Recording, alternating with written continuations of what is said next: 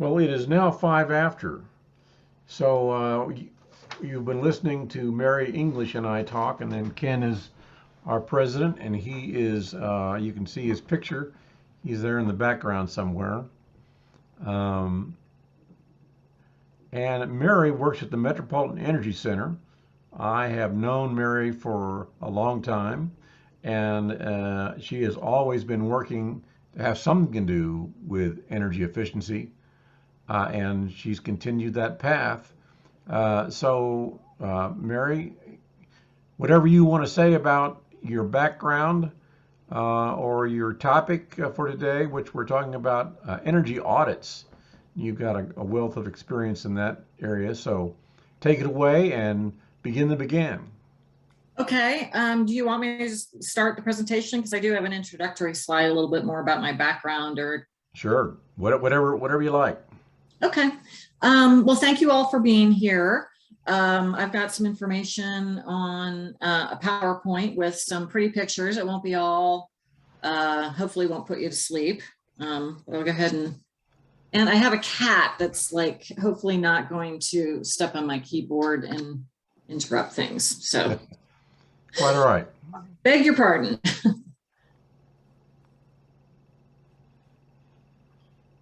And do you want people to hold their questions to the end or intersperse them as you're going through?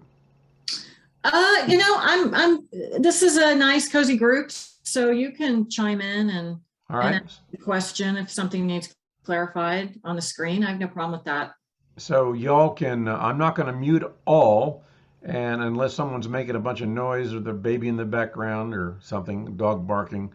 If you want to say something, unmute yourself if you're already muted, and we'll go from there.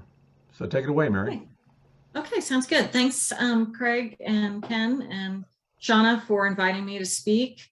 I'm assuming this group is pretty well educated in this area. I hope this isn't all going to be remedial information, but you know, I enjoy the topics, so hopefully it'll at least be entertaining. I am with Metropolitan Energy Center. I'm the Building Performance Program Manager, and we are an almost 40-year, in fact, I should change that from 38 to 39 years. We're going to have our 40th anniversary next year as a non-for-profit in Kansas City. And we service the whole region across the state line, multi-counties in both Missouri and Kansas, in two main areas: sustainable transportation, which I have nothing to do with. So speaking of questions, don't ask me any when it comes to sustainable transportation, because I am a building performance specialist. And I was brought on a year ago to help expand our building performance program and our energy solutions hub for commercial and residential buildings to be a resource of information, connect people with contractors and programs. We were talking as folks were signing on this evening a little bit about our demonstration home project Living Proof, which is over on Emmanuel Cleaver Parkway and just west of Troost. So that is something that you can schedule appointments if you'd like to see a house with truth windows and pretty interesting stuff in the attic that we can discuss how to correctly renovate a home to being energy efficient. And we're also having an open house for Earth Month, this being April. Since lots of folks were having something for Earth Day this coming weekend, we picked the following weekend. So we have 4 hours of open house from 10 a.m. to 2 p.m. on Saturday, April 30th. And the transportation department will be involved in an electric vehicle demonstration in the parking lot of the Discovery Center, which is just across the bridge behind Project Living Proof. So if that interests you, please make note.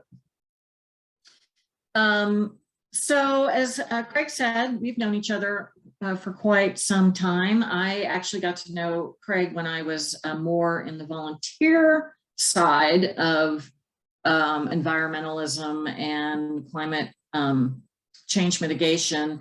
And it spoke to me so much that I actually changed my career 15 years ago from an unrelated field in sales and marketing.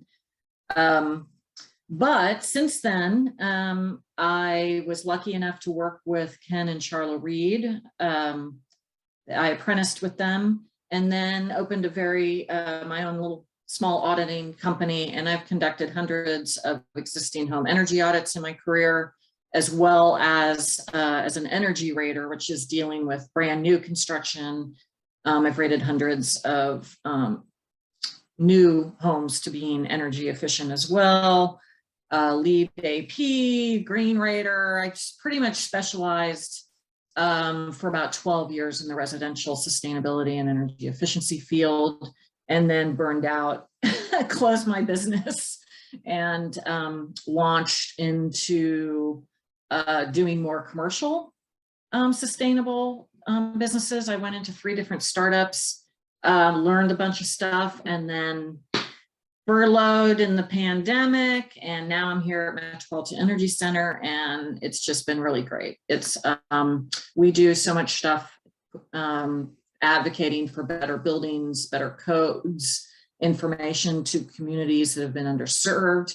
We're doing it all with an equitable focus, because just sort of environmental justice has been becoming known more as this sort of two-sided coin of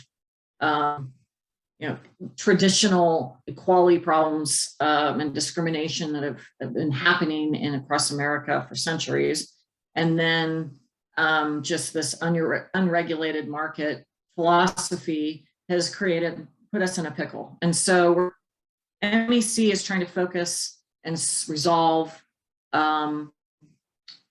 the climate crisis here at a regional level, whilst involving the communities that have been traditionally, left out of the conversation. So I'm going to talk about what is involved when a professional does an energy audit and why it's really worth to have a professional do your energy audit. There are a lot of things that you can do on your own. I'm not going to really go into a DIY energy audit.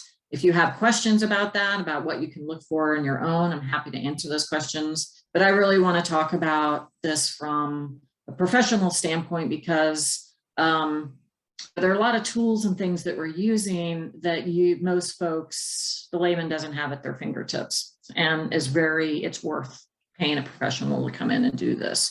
So the U.S. Department of Energy basically defines energy audit as a room-by-room examination of a home, and that a professional uses to test with a blower door infrared camera, and then the safety testing like carbon monoxide and gas leak detectors.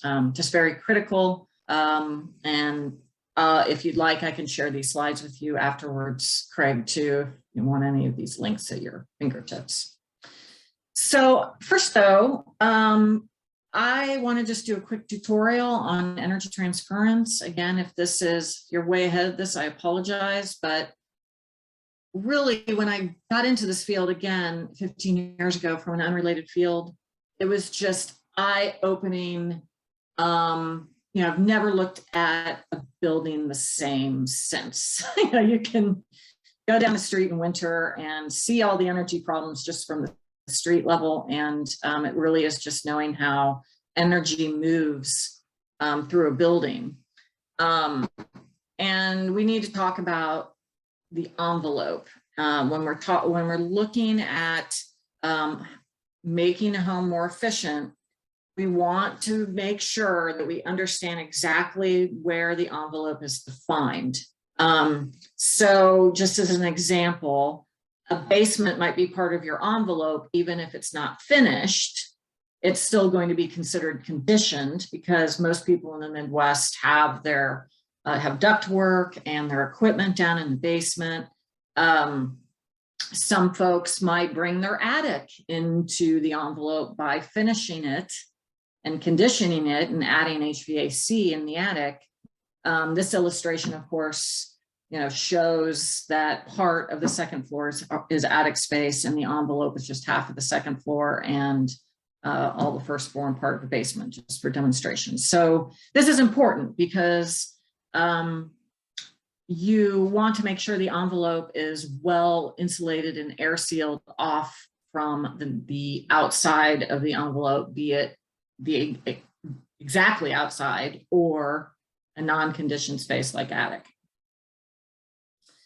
And when you're talking about how energy moves through a building, just remember the fundamental basic is energy moves in one direction. Heat is energy, just for scientists might hate me for saying that, but just for to keep simplicity's sake, we're going to say heat is energy. And so energy moves in one direction from hot to cold. It's not, a lot of people say, oh, cold air is is getting on my skin and making me cold. No, it's that your heat of your body is leaving because of the change. You might be outside on a 30-degree day and your body temperature is 98. Well, your body is going to, shed that energy because it's leaving you to go transfer to the cold air. And now your body starts using its stored energy to keep you at that 98 degrees. And then there are three things to keep in mind while we're doing an energy audit. And these are in no particular order. I know that there's the 3 laws of thermodynamics, and I'm just throwing them out there in random order. So one way is radiation. So, quick analogy, the radiation of a campfire when you feel it on your skin. That's the, energy radiating from its exact source of energy. Second way is convection. And I just want to make sure I explain this little illustration because it has cold arrows going towards the building and creating cold. Well, that's supposed to be wind. So not going to get into too much, but an energy audit is also using pressure differentials and using the idea of pressure differential of a cold, windy day and how that interacts with your house that you're spending good money to heat in the winter. And an HVAC person is using calculations and designing your ductwork with this in mind, with convection and how air moves through a system, and this, static pressures in the ductwork, and how it's going to move around a room depending on where you keep your return, where your return is installed versus where your supply duct is installed. Those things are things. Those concepts are things that energy auditors need to know. And then finally, the one that probably people most think of besides just solar radiation is conduction. And this is the transfer through material of the heat. And the heat is going to transfer slower or faster depending on its material. So this illustration here, and also the change of temperature, what we call in the business the delta T. And so the more gap there is between the inside and outside temperature, the faster that heat is going to conduct through, like a brick wall, which is going to conduct temperature a lot faster than an insulated wall. That's exactly why we need insulation, is to slow that transfer. Insulation doesn't stop the transfer, it slows it down. And the thermal values are, calculated based on that speed of transfer and from conduction, not taking into account wind speed. It's all these things interacting. So the goal of an energy auditor when they're going through your house are looking for areas to help improve so you can keep the envelope, keep the inside dry, keep a consistent temperature throughout, at the right humidity levels. That's important when you're talking about health, occupant health. High humidity levels can lead to mold in our climate zone here in Kansas City. Keep it allergen or worse, toxin-free. And of course, make it affordable, but I like to call it a fringe benefit because Energy audit is so much more than your utility bills. Again, there's this health aspect to it, which is extremely important and is something that us building professionals are really trying to get the word out. MEC is partnered. We're doing a study with Children's Mercy Hospital this summer to see if we can find a correlation, causation, connection between inefficiency and hospital trips, like children's asthma. Children's Mercy Hospital has been doing this work for decades, but we finally have a methodology to actually do a study where we can prove or disprove the connection between inefficiency and chronic health issues like asthma. So without further ado, let's just go really quickly into what we're doing, energy auditors do in your home. So the first aspect, checking for air leaks. So I like to, again, I love analogies. So any of you hardcore building scientists out there, just know that I speak a little bit in analogies to try to just analyze, just try to illustrate what we're doing. So think of a building as something that breathes. And especially when you, again, we're talking about these pressure differentials, a building, and depending on how many stories it is, and again, how leaky it is, it's going to sort of inhale in the bottom half of the envelope and exhale at the top half of the envelope. And so in cold weather, especially, think of it inhaling 22 degrees and then exhaling your warm, paid for 70-degree air out of your attic through leaks in the top part of your envelope.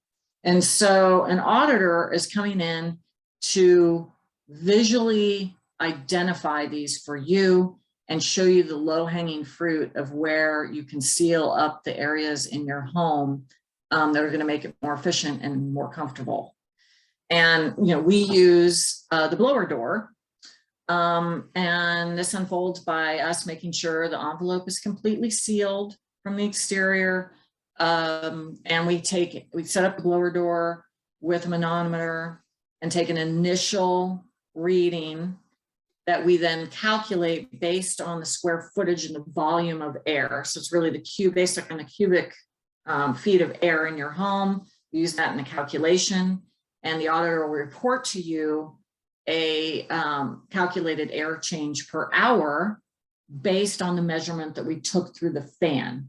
And the fan is, this measurement has been created by engineers and scientists to mimic the pressure that your house is under on a cold, windy, blustery day in the winter, for example. And so we can say, all right, this is basically you have 8 air changes per hour, and that's roughly equivalent to, so many inches by so many inches size hole in your wall. And so we need to do something about that. And so to visually demonstrate this to the homeowner, we then keep the fan on while you use a smoke pencil, or better yet, an infrared camera to visually represent where these leaks are. So this is just one example of 2 double hung windows. And you can see, so the cold is infrared, is air that the infrared camera is picking up that's coming through while the house is being depressurized by this blower doors, putting the whole house in a depressurized situation so that you can then take your infrared camera and take pictures of the actual visuals of this air moving through these leaks. So this is, you're seeing it come through the sash, but you're also seeing cold air coming around the rough frame and the window trim.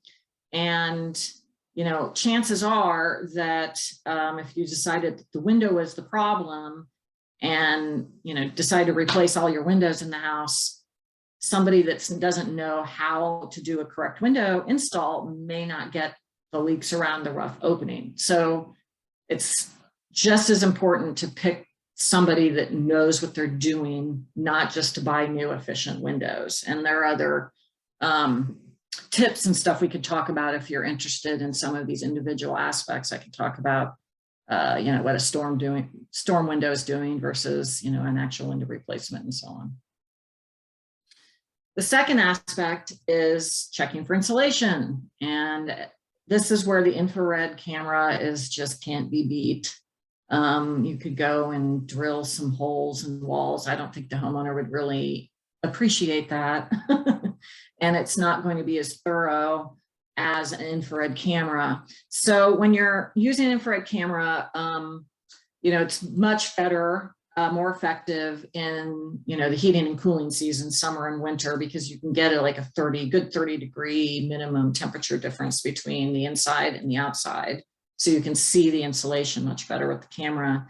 Back when I had my business, if people wanted to schedule a audit in spring and fall, we would a lot of times have to reschedule 3 or 4 times because the day would be too beautiful to really be able to use infrared effectively in the audit. Hey, Mary, back on sorry, somebody have a question? Yeah, back on the air test, is there a wind speed on the outside that say it's just too windy today? Oh, you know what? I've never, no, no. I mean, I guess I could think of a day this past fall where we had such high winds, we smelled smoke from the fires in the Flint Hills. That might have been too windy of a day. It was like 70, we had 70-mile-per-hour wind gusts. But no, you just have to make sure, this frame is really tight. Now, you might also have to switch your door, because it's pretty much the temperature that the wind is coming from. And yeah, I mean, I guess, you just have to pick a new door. I'm trying to recall. Charlotte and Ken might actually, their experience is even way longer than mine. And so they might have an answer for that. But, typically, you're doing a 6-point blower door test. And so you're taking it at different pressure differentials, and assuming your equipment is calibrated and up to date, that will help you pretty much get that average air changes per hour still, even on a windy, blustery day. Great question.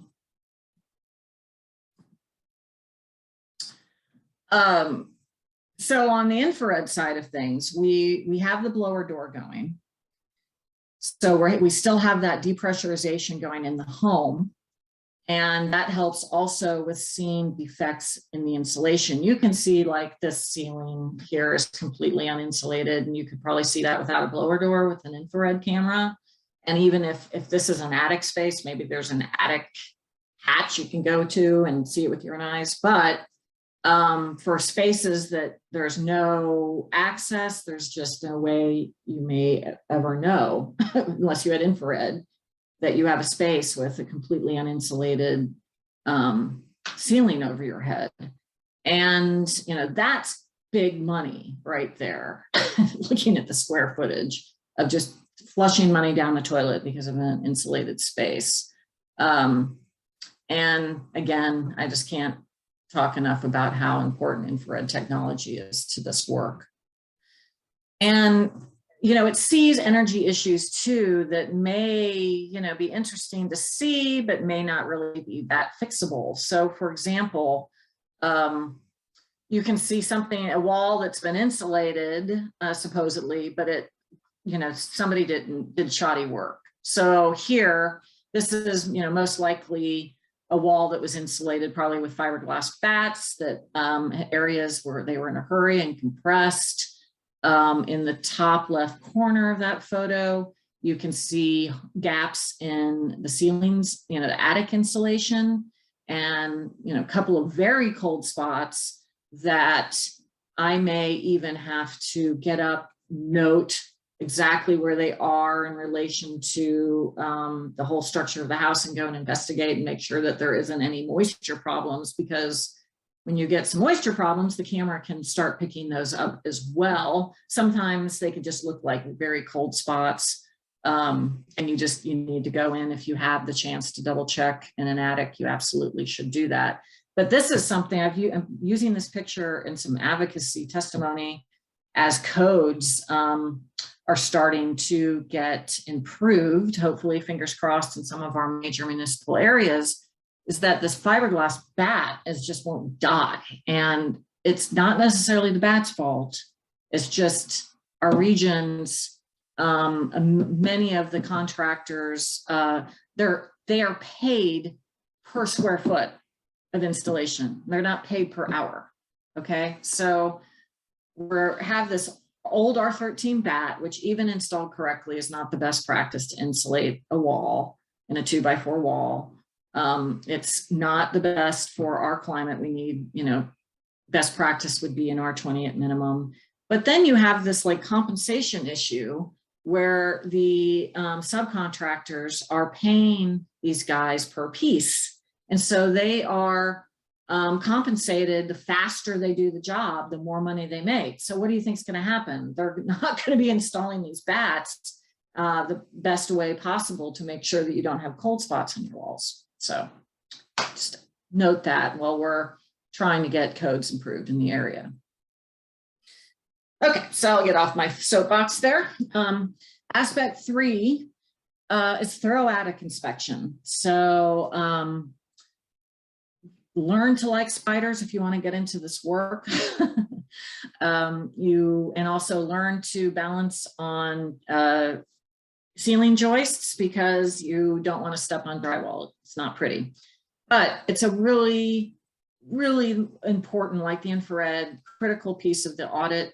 Up there you see, just going clockwise from the top left in this picture, see a huge chase of duct riser up through the attic that should be air sealed.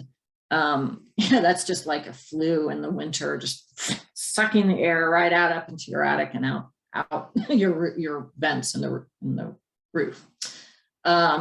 Next picture is ductwork, supply ductwork that somebody tried to insulate, but it's since been split. And so that not only a major energy issue, but also could be, condensation issue too for supply ductwork. If you're dealing with major temperature differences in the attic, you're all of a sudden dealing with potential mold growth. Not saying at all, you're always going to find mold growth, but just know where there's extreme temperature difference and in humid climates, the potential is there.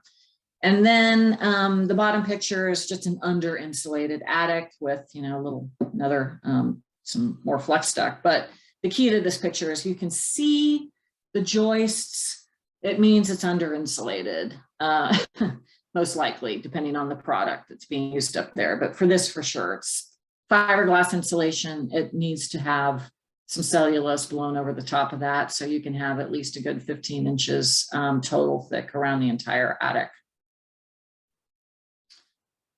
The fourth aspect matters a lot, which is the safety checks, especially when you're going into somebody's home and you're recommending all these home envelope tightening measures. You certainly don't want to, if there are fossil fuel burning appliances in the home, you certainly don't want to be recommending air tightening without making sure you're doing proper safety checks.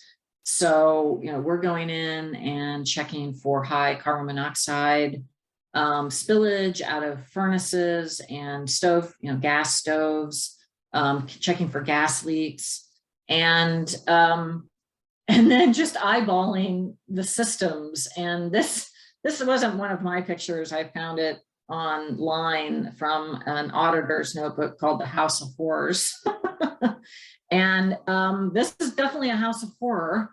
So you have a flue right next to the furnace, which, depending if this is not burning its gas cleanly, could be spilling carbon monoxide. And, you have a return duct there that, returns suck. And it's just not a healthy situation. And I have, it's not super frequent, but I have had experiences where I've tested a furnace that was right next to I've had water heaters that are literally right next to the return. And you just know that, you test those for spillage and they have high carbon monoxide. that return is pulling in carbon monoxide and just distributing it potentially throughout areas of the homes like bedrooms. And then the fifth aspect is an exterior inspection. This is where we get measurements of the house so we can do that calculation at the blower door. Like I said, we needed to know the amount of cubic air so we could calculate what your air changes per hour are. And then, measurements for a potential energy model. We did energy modeling to show return on investment for our clients. And then, of course, you can see water infiltration issues, like this handy little picture of a disconnected downspout. Moisture issues in the home, a lot of times, are just issues like this. Like, it's just maintenance and repair. It doesn't have anything, it's nothing more dramatic than somebody isn't cleaning out their gutters regularly, or they haven't repaired a downspout like this that's just dumping air right next to their foundation and pouring down into the foundation. So this is an example of a DIY thing that you can do in your own home. And then the sixth aspect is a follow-up report. This is a, just straight, simple payback. We're not doing anything super fancy like the Department of Energy when they issue their the reporting on energy efficient buildings and best practices. They're using like mortgage rates and the cost of borrowing and all these other things. An audit, or at least us, when I was doing this on a regular basis, we would do simple payback, which was basically the current cost of the energy, the cost of the improvement, and then the difference between the two to find out, okay, well, how much time before this investment in a new furnace or more insulation will start adding to your wallet with, savings on your utility bills. And, I just heard a statistic this morning from a fellow sustainable person in the business that said that Evergy is raising electricity rates in Kansas by 12%. So as energy rates continue to rise, it will make more and more sense to pay a professional and do an energy audit and start paying you back money. It's a better investment than most financial products. I'll just say that.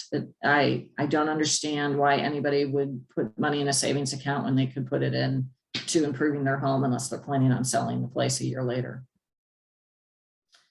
So I'm just going to go really quickly into some tools that we have for Missouri residents. I don't know what's Missouri and what's Kansas that are on this call. But this will be really brief because unfortunately there's not a lot. We have in the region on the Missouri side some good utility rebates. There are some good utility rebates, I'll say that. And the federal tax incentives are not up to par like they used to be. So there is a renewable energy tax credit that's still active. But I will say, please do not put solar on your roof until you have conducted an energy audit, because if you put solar on your roof before you've seen how you can conserve energy and where your home is wasting energy, you're just subsidizing waste. So make sure you do the energy audit and energy improvements to conserve energy, and then go after the renewable energy. Utilities in Missouri, we have standard rebates, and then there's a pilot program called the Pay As You Save. And I think I have these linked. The Pay As You Save, both the standard rebates and the Pay As You Save are hopefully coming to Kansas in 2023. The utilities have to go through the Kansas Corporation Commission for approval, and then they'll be approved for 3 years in Kansas. So from the utilities in Missouri,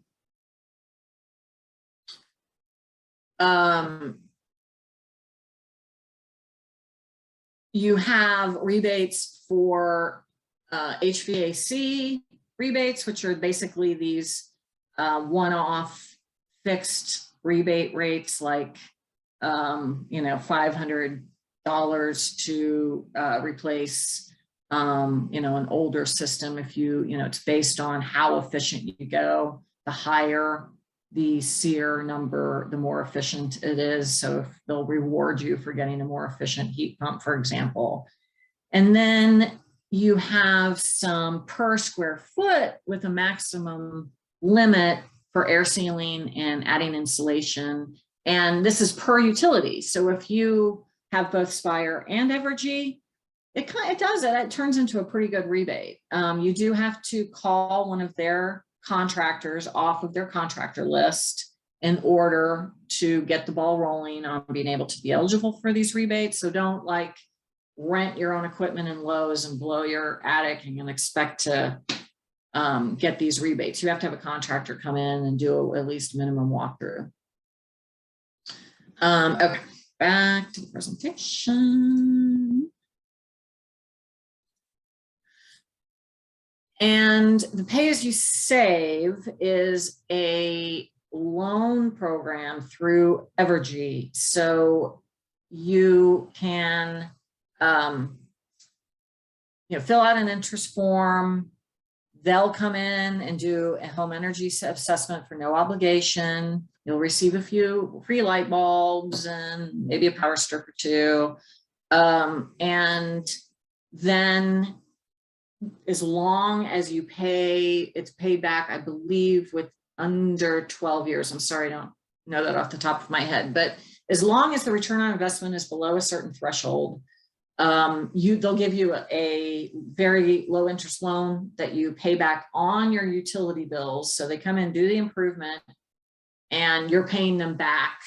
So as long, you're not going to see maybe a big drop in utility bills because the surplus is then going to be made up by paying that loan back. But it's a pretty good program. It's again on pilot in Missouri, and the hope by it from Evergy is that it will be accepted in Missouri next year for 3 years forward, and the same with Kansas. Oh, back to the presentation. And almost done. In fact, that's it. So any other questions? I have a question. Yes. Will the PAYS program, pay as you save, pay for solar installations? It is for conservation. Okay. Only. It's not a solar rebate. Oh, I wondered. Yeah. Okay. I noticed you didn't talk about PACE, P-A-C-E. I did not talk about PACE because the residential program has been having some controversial problems. PACE, P-A-C-E, is it's a really good commercial program. So this is a loan, again, low interest loan through implementers in the state of Missouri, where you can have a loan that's tied to your property that will help you pay for home improvements. But I don't know if any of you all are John Oliver fans, but he did a expose on residential PACE that was pretty devastating to the residential PACE program and exposed the predatory practices. A lot of, these like payday loan companies were allowed into the program in the state of Missouri, and people lost their homes because they if somebody was late, they stuck them with like a 20% interest rate. It was really egregious. So I'm actually have set up a presentation for us at MEC for the staff in the building performance department on commercial and residential PACE in just 2 days, and on Thursday. And we're going to ask them if residential PACE is back to something that we can recommend. I can't recommend it, what I know right now on residential PACE. All right, that makes sense. Thanks. Yeah, great question though. Thanks for asking it. It's out there, so I wondered why you didn't talk about it, but I see now. You're right. Yeah. I mean, it has had to, they've gone into, especially older people that don't quite understand what they're getting into and oversell them that they don't need. I've read about it. But I didn't know it was that bad in Missouri. I know it happened. Yeah. Sociopaths ruin everything. Yeah. I have a quick story for you while we're here. Is that right? Yeah, go for it, Ken. You're the master. Oh, no, how thank you. Grasshopper. Cheryl's on here. She's the one that actually finds this stuff, but I'm going to talk about this real quick because there was an older lady, which by herself, and seems to be kind of the norm that they don't quite always get what's happening around them. And so she had an energy audit done, asked for us to come in and follow up. And so we came in and started doing the blower door, and she asked, "What's that?" And we said, "Well, that's a blower door." And she said, "Well, the other company didn't do that." Okay, so then we started looking around the house and went in the attic. Charlotte did. And what are you doing that for? What's part of it? Well, they didn't do that either. And then what did they do? He sat at the table and had me fill out forms. And then he said, since our furnace, because what she called him for, she had an older home, the furnace was running a little while and turn off. The house would never get warm enough. It was never comfortable. She thought that it needed more insulation or something. So when she told the guy who was doing the audit, he sat down and wrote, seal up the home, add more insulation, and then gave her the forms to get the rebates or whatever to get the funding. So when Charlotte came in and did some checking and then started doing the combustion gas analysis, which again, the lady didn't know why we were doing that either, found out that the bricks and the flue had fallen in, had sealed off the flue. Oh my God. So that's why the furnace was short cycling. So that's why the house never got warm. And if they had come in and sealed up the house, insulated, it would have killed her and the other people in the house because she had renters downstairs or something like that. But Charlotte would remember it better than me. The point is that if you don't have the test done and you don't have people who know what they're doing, they're just in there, like you said, to make a quick buck and don't really understand the whole idea that you can kill people. You can kill people. You can. So yeah, that is a horrible story and a very good cautionary tale. Yeah. Charlotte did another one real quick, and then I'll quit talking about these, where she went in a house and was doing some checking, and she went in the attic like she always does, and then came back downstairs and told the lady she has to have her furnace shut off and call in an HVAC company today. And the lady says, "Why?" And she said, "Well, they put in your flue, but she had like a 15-foot run between the attic floor and going out the top, out your roof. And instead of using double wall pipe, they use single wall. Well, what happened is it started condensing in the middle of the single wall pipe. And of course, it's acidic and it ate the pipe away. And so there's a big chunk of pipe that was missing. Your flue. It was right next to, within a foot of the son's bedroom, who was upstairs, who was always sick, always had the flu, never felt well, always had headaches. And she said, if this continues, it will wipe him out. There it is. There's anecdotal evidence right there on how, buildings are connected to our health. And yep. It's just a really, the research has just been starting in the last few years. Like there's a study that I cite from the Johns Hopkins University that has been trying to quantify the amount of healthcare bills that people pay that could be ended if their homes or offices were efficient and healthy. And that field is pretty still fledgling. We're going to dive right in with Children's Mercy Hospital this summer to hopefully have a study related to some residential places as well. But it's a real thing. And yes.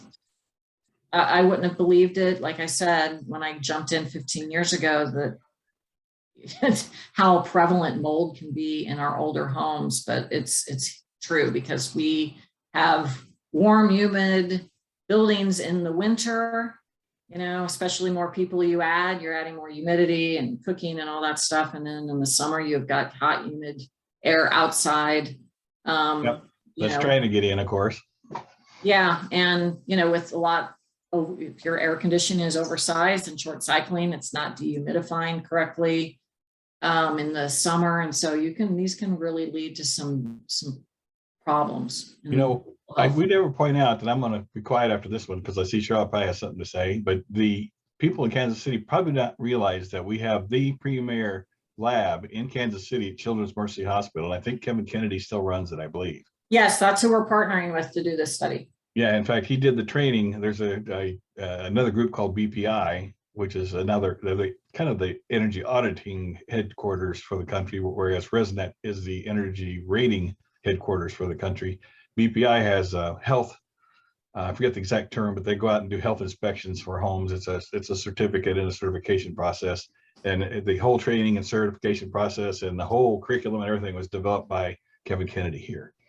in Kansas City, and a group that he headed out. But we have the best lab in the country right here. So if people are getting sick, if kids are getting asthma, they don't understand why, then you can send in some dirt, just collect some dust or something from your house, or something out of your flue, or not flue, excuse me, but your ductwork, anything, and just send it to them in a Ziploc bag, and they'll test it and let you know what's going on with your house and whether you've got mold or something unsafe is happening. So, Yeah, and they have assessors too. I mean, they'll go in and do a site visit too. Right. So that's good, Ken. I'm glad you brought that up. I'm glad you brought it up. You said something about working with them, and I thought people don't realize we have the best right here. So, all right, that's all I got. Well, does anybody have any other questions or comments? Yeah, I've got kind of a peripheral question. Our home has a large variation in temperature from one room to the next. Are there any suggestions to, who to call to do a scientific assessment, rather than they send the guy out and say, well, close this vent, open that vent? Yeah, so have you had an energy audit? Just a quick follow-up. No. Okay, well, I would have an energy audit. So you start there, and if you want, tell them when you're making the appointment, you might want to investigate energy auditors that are also HVAC design technicians.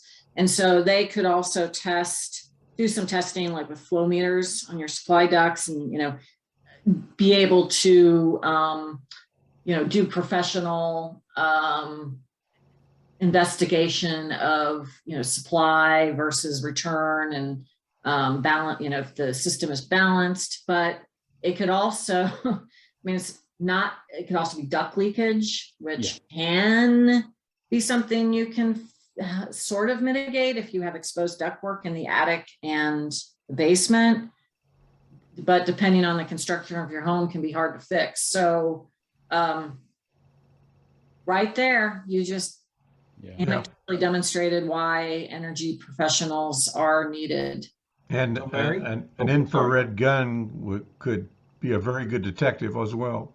Exactly. Yeah, the energy auditor would use that infrared to see if there were some insulation problems, and then, take in that measurement too, and find out if there's air leakage issues. But yeah, no, the home is supposed to be universally comfortable. I think we have all just gone year after year with thinking that homes are supposed to be uncomfortable in the bedroom over the garage, and supposed to be uncomfortable in the back addition.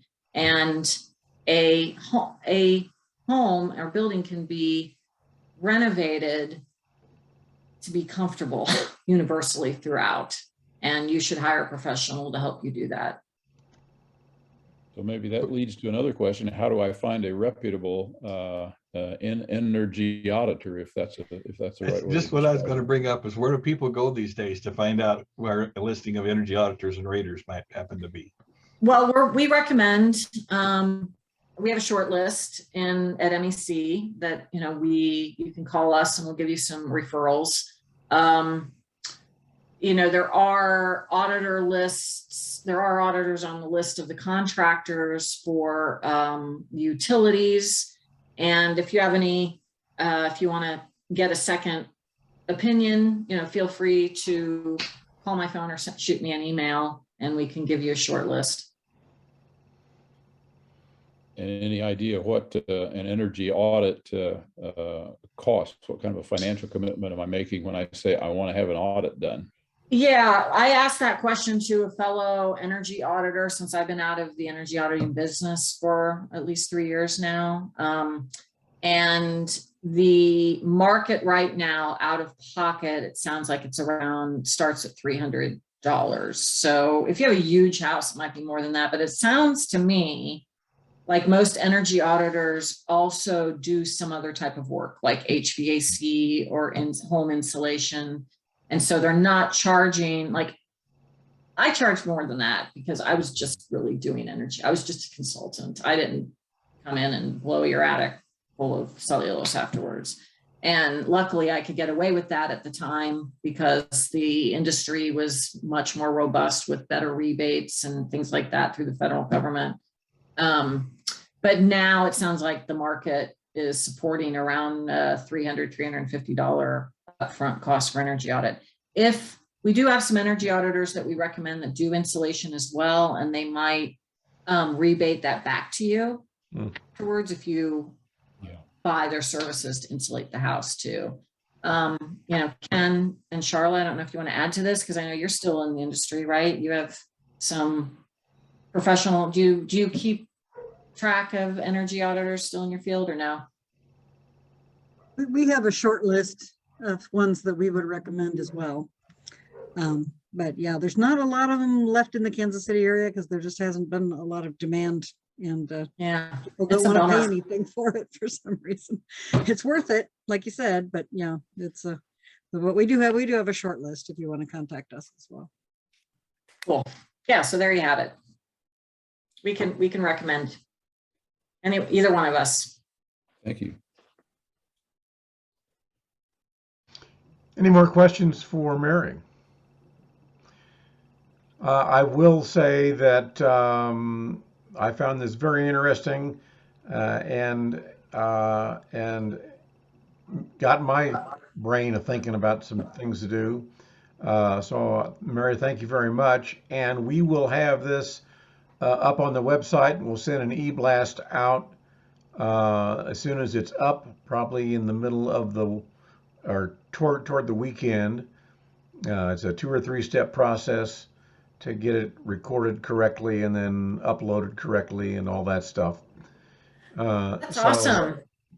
Yeah. May we share it? Wait, may we share it on social media once it's up? You bet. Well, you're on the mailing list, so you will see the link to the YouTube video that this becomes, and you can feel free to share that with whomever you want. Okay. Awesome. Thank you. And then a quick reminder. I was gonna say it's going to be on the homepage of the Heartland Renewable too, at heartlandrenewable.org. Well, you'll be on the homepage till we have our next scheduled virtual workshop. So you'll be up for a couple of weeks at least, and it may not be this weekend. What is today?